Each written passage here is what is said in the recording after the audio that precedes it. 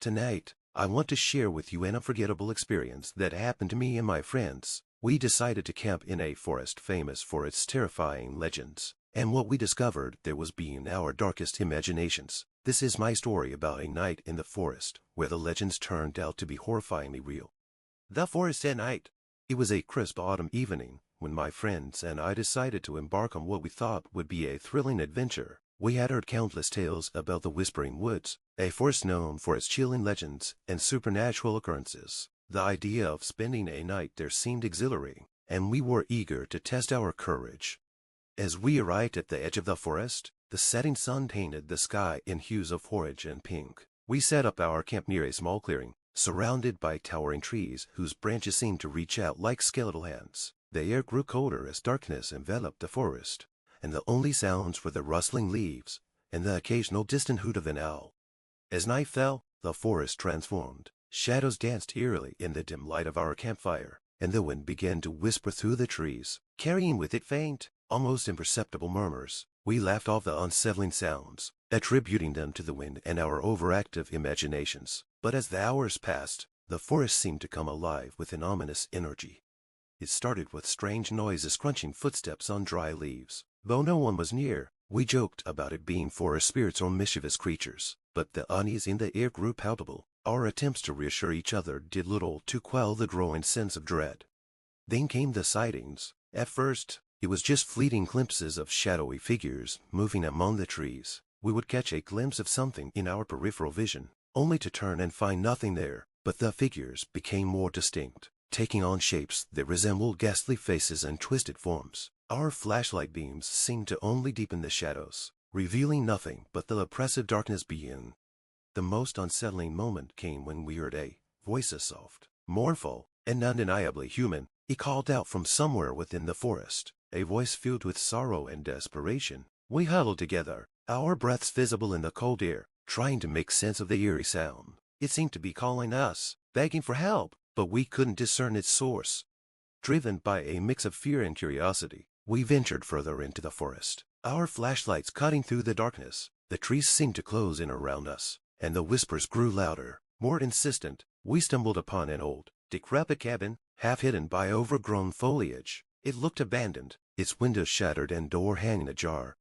The moment we stepped inside, the temperature dropped drastically. The cabin was filled with a heavy, oppressive silence, broken only by the creaking of the old wooden floor. We found strange symbols carved into the walls, and the air was thick with the scent of decay. It was then that we realized we were not alone. From the darkness, figures began to emerge, ghostly apparitions with hollow eyes and anguished expressions. They seemed to materialize from the shadows, their forms shifting and undulating. We could feel their presence all around us, their cold, spectral hands brushing against our skin. Panic set in as we tried to escape the cabin, but the forest seemed to have conspired against us. The path we had taken seemed to have vanished, replaced by an endless maze of trees and shadows. We were disoriented, our sense of direction lost in the labyrinth of the forest. As the night wore on, the terror escalated. We encountered more apparitions, their wails echoing through the forest. It felt as though the forest itself was alive, its malevolent energy feeding off our fear. We stumbled through the underbrush, desperate to find a way out, but the forest seemed to twist and turn, leading us deeper into its dark heart. By the time dawn broke, we were exhausted and terrified. The forest had finally released its grip on us, and we emerged from the darkness, our clothes tattered and our spirits broken. We had survived the night, but the experience had left an indelible mark on us. The Whispering Woods had proven to be more than just a legend. It was a place where the boundaries between the living and the dead were dangerously thin. As we left the forest behind, we vowed never to return, our once adventurous spirits now forever haunted by the night we spent in that cursed place.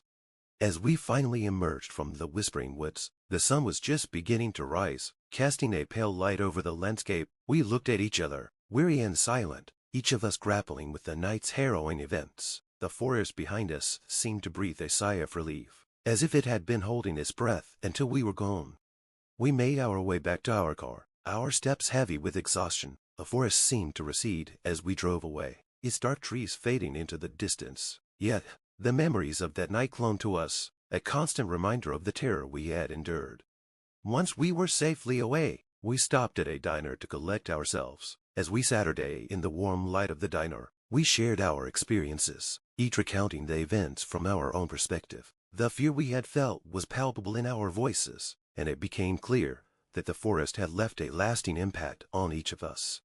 We spoke of the apparitions and the eerie sounds, trying to make sense of what we had seen, but there were no explanations, only the haunting truth that some legends are born from real and terrifying experiences. The old cabin, the ghostly figures, and the oppressive darkness were not figments of our imagination. They were real, and they had touched our lives in a way we could never fully escape.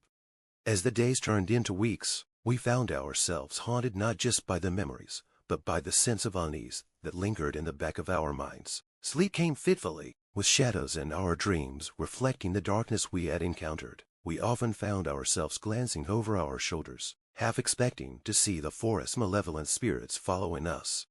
The experience had left us with a new understanding of fear and the supernatural. The Whispering Woods had been more than just a location. It had been a living entity, feeding on our terror and revealing the thin line between the real and the otherworldly. The legends that had seemed like mere stories had turned out to be warnings, and we had learned that some places are best left undisturbed.